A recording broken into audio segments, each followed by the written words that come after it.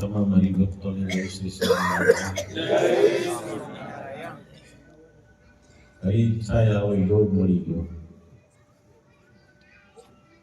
જે ઠેકાણે આમંત્રણ હતું મેં એને ન મળી ગયો, તમારું આમંત્રણ નહોતું અને યોગ મળ્યો, એ આપણા ભાગ્ય. એટલે આપણા ભાગ્યમાં લખાયેલું હોય તો જ મળે, તે તો ન મળે. આજે શિવરાત્રિનો વ્રતનો દિવસ છે. આપણા પુરાણોમાં, ધર્મશાસ્ત્રોમાં, હિન્દુ સનાતન ધર્મમાં અનેક વ્રતો છે, એક નથી. આજે શિવરાત્રિનો વ્રત છે, તે રામનવમી, ગોકુલાષ્ટમી, નવરાત્રિ, આ બધા વ્રતનો દિવસ છે. એકાદશી વ્રતનો દિવસ છે, રામનવમી, પછી આપણે વામન જયંતિ, નરસિંહ ચૌદશ, આ બધા વ્રતો છે. કેટલાય માતાજીના વ્રતો છે, ગણપતિ મહારાજ, હનુમાનજી મહારાજના વ્રતો છે, અનેક વ્રતો છે. આ બધા વ્રતો એવા છે અવિનાશી મહાફળ આપનાર છે, આલોક અને પરલોકમાં સુખી કરનાર વ્રતો છે. પણ એ વ્રતો જો નિયમમાં રહીને, ઇન્દ્રિયો અંતઃકરણને નિયમમાં રાખીને જો વ્રત કરવામાં આવે તો અવિનાશી ફળ મળે એવા મહાવ્રત છે. નાના વ્રત નથી. અરે આપણા પુરાણોમાં તો આ વ્રત કોઈ અજાણમાં કરે ને, અજાણમાં, તો એને કેવા સુખ મળે છે. ગરુડ પુરાણમાં ભગવાન વ્યાસે લખેલી કથા છે. ગરુડ આ શિવરાત્રિના વ્રતનો મહિમા કહેલો છે. ભગવાન વ્યાસે અજાણતા વ્રત થઈ ગયેલી એક ગણાતી આ શિવરાત્રિનું વ્રત. અમૃત નામનું વન છે. હવે આ વન ક્યાં આવ્યો? આ તો વર્ષો યુગોની કથાઓ છે, આપણે કઈ ખબર ન હોય. પણ ગરુડ પુરાણમાં આ વનનું નામ લખ્યું છે, અમૃત નામનું વન. આ વનમાં અનેક લોકો જંગલમાં રહે છે.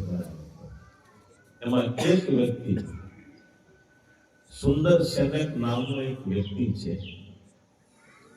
આવું નામ લખ્યું છે ગરુડ પુરાણમાં. હવે સાંભળતો, એ માણસ 8-10 કૂતરાઓને સાથે લઈ જંગલમાં શિકાર કરવા માટે નીકળે છે. દૂર દૂર ચાલી ગઈ જંગલમાં. જો આ શિવરાત્રિનું વ્રત કેવું છે, અજાણતા જેનાથી થઈ જાય ને, કેવું ફળ મળે છે. દૂર દૂર નીકળી ગયો. પણ આજે આ દિવસ શિવરાત્રિનો છે, ભગવાન શંકરનો દિવસ છે, વ્રતનો દિવસ છે. પણ આ માણસને કઈ ખબર નથી ભગવાન શંકર કોણ છે, એનું વ્રત શું છે, કઈ ખબર. અજ્ઞાત માણસ છે. તો એ જંગલમાં ચાલી ગયો શિકાર કરવા માટે, પણ જંગલમાં કોઈ એને શિકાર મળ્યો નહીં. 8-10 કૂતરાઓ ભેગા છે અને તૃષા પણ લાગી છે, ભૂખ પણ લાગી છે. આમ ચાલતા જંગલમાં એક મોટું સરોવર આવ્યું છે.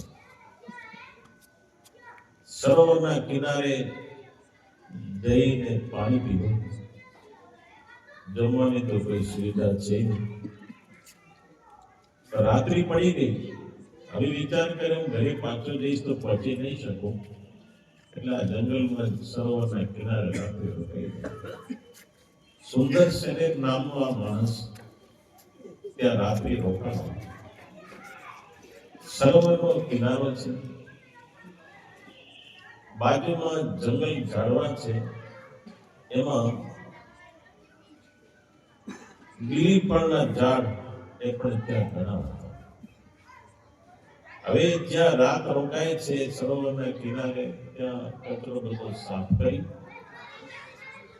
બીલીફળ માંથી ઉતાર્યા, પાંદડા ઉતાર્યા, બીલીફળના પાંદડા ઝાડના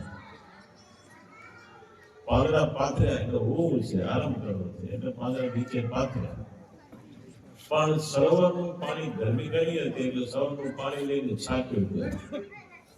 હવે જોજો વાત એટલી છે, એ જે હોય ને બાજુમાં શિવલિંગ છે જમીનમાં, અને ખબર નથી એને કઈ પથ્થર છે.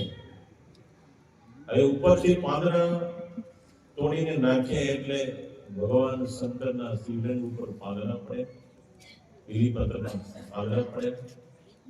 તળાવમાં સરોવરનો પાણી ભરીને જમીન ઉપર છાંટ્યું એટલે અભિષેક પણ થયો. આ શિવરાત્રીનો દિવસ અને એ આખી રાત આરામ ઉતરાની સાથે આખા દાડામાં ઉપવાસ થઈ ગયો, કઈ ખાધું જ નથી બિલકુલ. બીજો દિવસ થયો એટલે કૂતરાને લઈને ઘરે આવે છે. એટલે આગલે દિવસે એટલે શિવરાત્રીના દિવસે આખા દાડામાં ઉપવાસ થઈ ગયો અને ભગવાન શિવનું પૂજન થયું. એ અજાણતા થયો છે. એ જ્યાં સૂતો છે બાજુમાં શિવલિંગ છે, પાણી છાંટ્યું એટલે અભિષેક થયો. ઉપરથી પાંદડા હેઠા થોડ્યાને નાખ્યા અને આરામ કરવો તો ભગવાન શિવ લિંગ ઉપર પાંદડા પડે એટલે શિવ ભગવાનની પૂજા થઈ ગઈ. અજાણતા પૂજા થઈ છે. ઘરે આવ્યો, સમય જાતા જ્યારે આનો અંતકાળ આવે છે આનો, ત્યારે યમદૂતો આવ્યા જમપુરીમાંથી લેવા માટે. કારણ કે આખી જિંદગી નગરા પાપ કર્મ કરેલા, પુણ્ય હતું નહીં. યમદૂત લેવા આવ્યા પકડવા માટે. એ જ સમયે કૈલાસથી ભગવાન શંકરે પોતાના દૂતોને મોકલ્યા, જાઓ, અજાણતા આનાથી વ્રત થયો છે આ શિવરાત્રીનો. મારા દિવસે એને અનાજ ખાધું ને પેટમાં કઈ ખાધું નથી પાણી સિવાય. વ્રત થઈ ગયું છે, મારી પૂજા કરી છે અજાણતા, પણ એને તમે અહીંયા લઈ આવો. એટલે ભગવાન શંકરના ઘરો પાર્સલ આવી ગયા. યમદૂત કહે છે આ પાર્સલ અમારું છે, જમપુરીમાં લઈ જશું. અને ભગવાન શંકરના દૂતો એમ કહે છે આ પાર્સલ અમારું છે, તમે કૈલાસમાં લઈ જશું. બેનું યુદ્ધ થાય છે. એમાં ભગવાન શંકરના પાર્ષદો એટલે ઘણો એ જીત થાય છે અને આ જીવને છોડાયો જમદૂતના હાથમાંથી. એટલોની સાથોસાથ પુત્રના જે આત્મા હતા, જીવ હતા, એને છોડાવ્યા. એને પણ જમપુરીમાં જવા દીધા. કારણ કે પુત્રનો પણ એક કે દાડે કઈ ખાવા મળ્યું નતું, એ બેનો ઉપવાસ થઈ ગયો. પણ ભગવાન શંકરના દૂતો આ જીવને લઈ અને કૈલાસમાં જાય છે. ભગવાન શંકરની સેવામાં આ બધા જીવને ગોઠવી દીધા. ત્યાં અજાણતા કરેલું ફળ, આ શિવરાત્રીના વ્રતનું ફળ આ જીવને ક્યાં લઈ જાય છે? છેક કૈલાસમાં ભગવાનની સેવામાં ગોઠવી. આવી કથા ગરુડ પુરાણમાં છે. મેં વાંચેલી કથા છે એટલે કહું છું. અજાણતા વ્રત કરવાથી જમપુરીમાંથી મુક્તિ મળી જાય, કૈલાસમાં પહોંચી જાય, ભગવાન શંકરની સેવામાં રહી જાય. અજાણતા કરેલું પણ જો આટલું મળતું હોય તો જાણી જોઈને ઈરાદાપૂર્વક, શ્રદ્ધાપૂર્વક, ભાવપૂર્વક, મહિમાથી ઇન્દ્રિયો અંતઃકરણને નિયમમાં રાખીને જો શિવરાત્રીનું વ્રત કરે તો ભગવાન મહાદેવ કેટલા રાજી થાય. આ લોકમાં અને પરલોકમાં બધું સુખ એને મળી જાય જો ભાવ અને શ્રદ્ધાથી કરે અને સાથોસાથ ઇન્દ્રિયો અંતઃકરણને નિયમમાં રાખે. જો ઇન્દ્રિયો અંતઃકરણ નિયમમાં ન હોય ને આ વ્રત કરવા જઈએ તો વ્રતનું ફળ બધું ધોઈ દે. આપણી ઇન્દ્રિય જ્યાં પાપને માર્ગે દોડતી, અવળે માર્ગે દોડતી, આપણે વ્રત કરતા હોઈએ. શિવરાત્રીનો એ વ્રતનું પૂરું પુણ્ય ન મળે. જે ભાવથી ને શ્રદ્ધાથી વ્રત કર્યું હોય અક્ષય ફળ છે, અવિનાશી. બધા વ્રતો એવા છે. શિવરાત્રીનું વ્રત કરો, નવરાત્રીનું વ્રત કરો, શ્રાવણ મહિના ભગવાન મહાદેવની પૂજા કરો, કે રામનવમીનું વ્રત કરો, ગોકુલ અષ્ટમી છે, નરસિંહ ચૌદશ છે, કાળી ચૌદશ છે. એ વ્રતો કરો ભગવાન શંકરને, હનુમાનજીને, ગણપતિને રાજી કરવા, સ્વામિનારાયણ ભગવાનને રાજી કરવા. જે કાંઈ વ્રત કરો અવિનાશી ફળ મળે છે. પણ ઇન્દ્રિયો અંતઃકરણને નિયમમાં રાખીને જો વ્રત શ્રદ્ધાથી ભાવથી થાય તો આ સુખ મળે. આજે શિવરાત્રીનો દિવસ છે. ભગવાન સ્વામિનારાયણ ભગવાન શંકરની પૂજા ઘણી જગ્યાએ કરેલી છે. રામપર વેકરા ગંગાજી ઉપર મહાદેવ છે, ગંગેશ્વર મહાદેવ. 1 મહિના સુધી ભગવાન સ્વામિનારાયણ ભગવાન શંકરની પૂજા કરેલી છે. આ ફકીરવાડી જાઓ તો સુત્રની બાજુ ત્યાં મહાદેવ છે, સ્વામિનારાયણ ભગવાને ત્યાં પૂજા કરેલી છે. જુનાગઢમાં ભગવાન સ્વામિનારાયણ સિદ્ધેશ્વર મહાદેવની પ્રતિષ્ઠા કરી, સ્થાપના કરી, ભગવાને એની પૂજા કરી છે. પંચદેવ પૂજ્યપણે માનવાનું મહારાજે શિક્ષક તરીકે આજ્ઞા કરી છે. આપણે એ છે. આપણે ભગવાન સ્વામિનારાયણના આશીર્વાદથી તો ભગવાન શંકરના વ્રત કરવાનું મહારાજે કીધું. અષ્ટમી હોય, ગોકુલ અષ્ટમી હોય, રામનવમી હોય, નવરાત્રી હોય, શ્રાવણ મહિનો હોય, આ બધા વ્રત કરવાનું મહારાજે આજ્ઞા કરી છે. આ સંપ્રદાયના પાયામાં આપણી હિન્દુ સનાતન ધર્મની સંસ્કૃતિને મજબૂત બનાવી છે મહારાજે. દુનિયા ગમે એ વાતો કરતી હોય પણ એક શિક્ષાપત્રના શ્લોક તો વાંચો. મહારાજે કેવી આજ્ઞા કરી છે.